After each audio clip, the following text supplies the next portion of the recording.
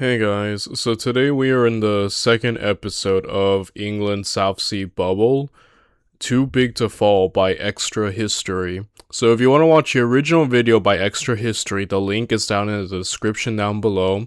And if you want to help support my channel, feel free to like, comment, and subscribe. It would really help my small but humble channel grow, and I'd appreciate it very much. Now with that said, without any further ado, let's get to it. Let's watch the South Sea Bubble, Part 2.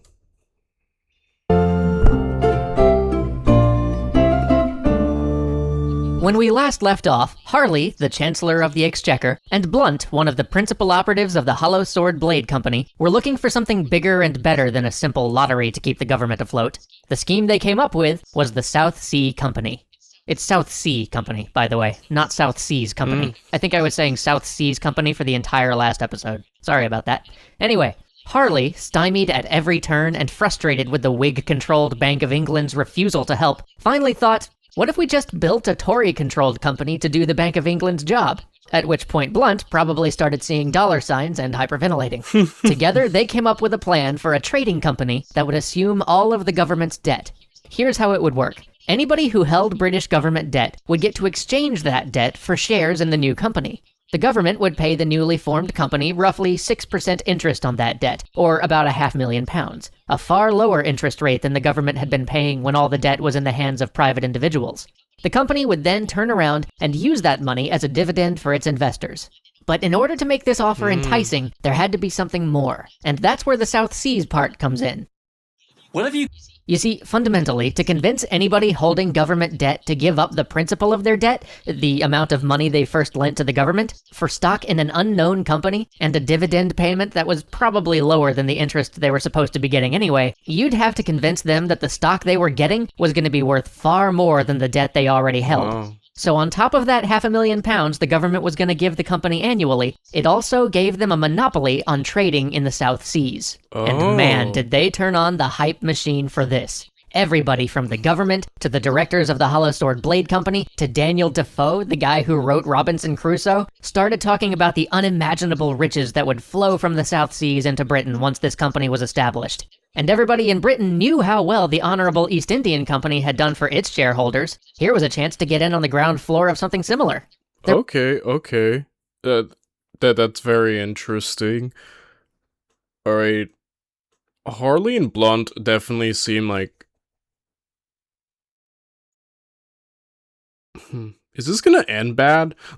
I'm just thinking of like the first part where like he mentioned something about like it being like a tale or something about the dangers of, I forgot what the exact wording he uses, but like a part of me is wondering if this is all going to end badly. But I guess we'll find out today. But yeah, Harley and Blunt seem like such a interesting duo. And both are pretty cunning in terms of the way they're operating. Like last episode when we covered the lottery idea and whatnot, and how they are kind of helping each other. So they are very cunning, I feel. And this whole operation with this new company, because I've heard of the Indian company from, England.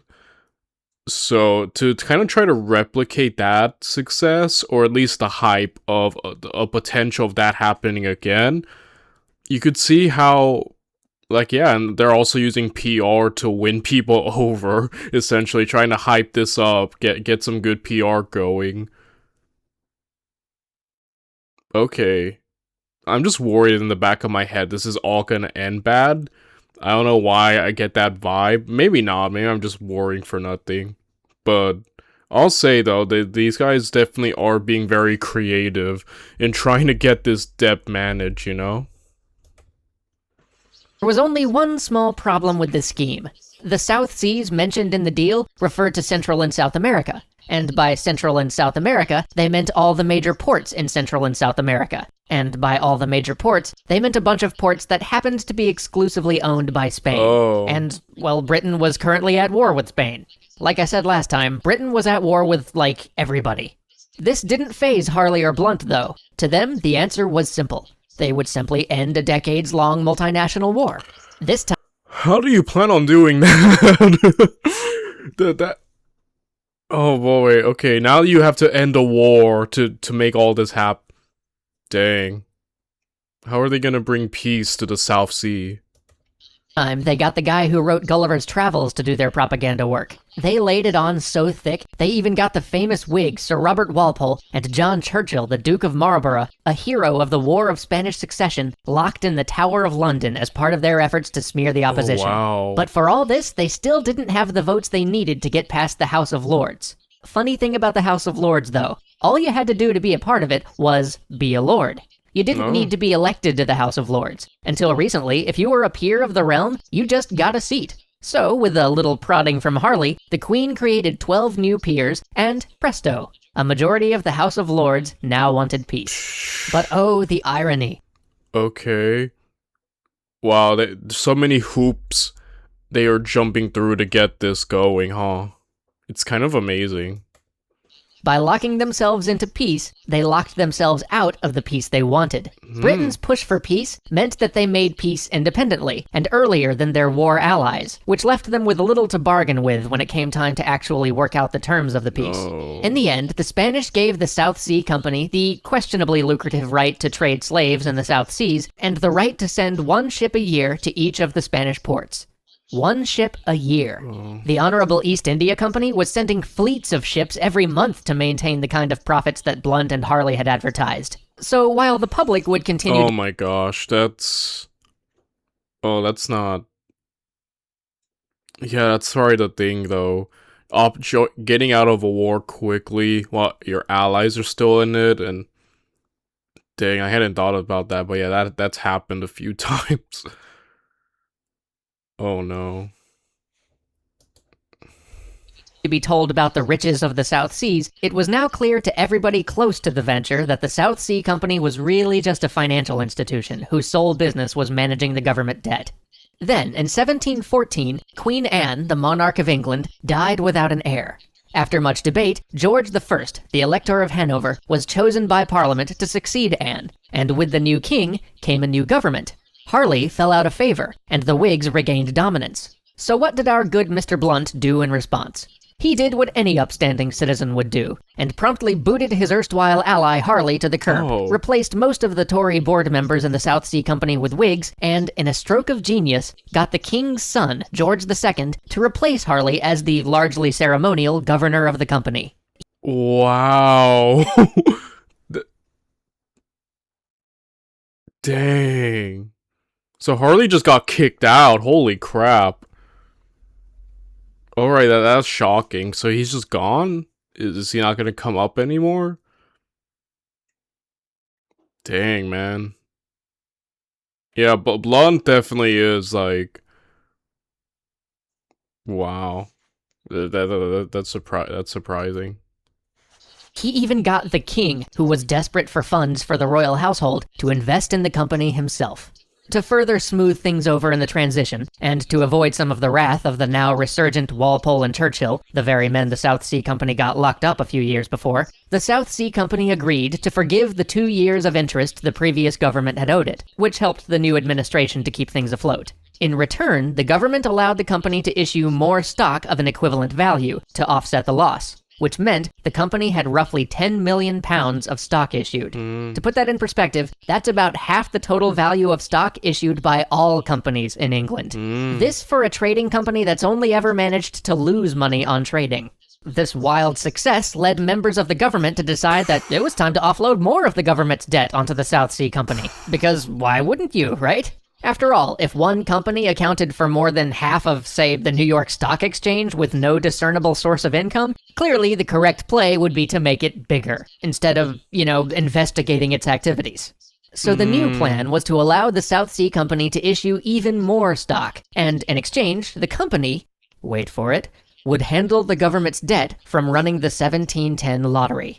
The lottery Blunt himself had created. Genius. That is a Montgomery Burnsian kind of genius. But make no mistake. Dang, I'm kind of captivated by Blunt. Like, he I don't know what... I'm sorry, I'm at a loss for words at the moment. I am captivated by Blunt, though. The government's strange confidence in the South Sea Company wasn't just due to starry-eyed politicians' desire for somebody else to deal with their mess. There was something else to it. In 1717, the king and his son, George II, had gotten into a fight. In an act of spite, the king had removed his son as governor of the South Sea Company and replaced him with himself. John Blunt now had the king himself as the company's royal figurehead. Whoa, right? Not only did this mean that they Wow. Yeah, the prestige. You literally have the king on your side. And then he was working with the prince. Dude, talk about the way he's upgrading partners. Like, Sia Harley, like, hello, King George. Like, it was George, right? Okay. Wow.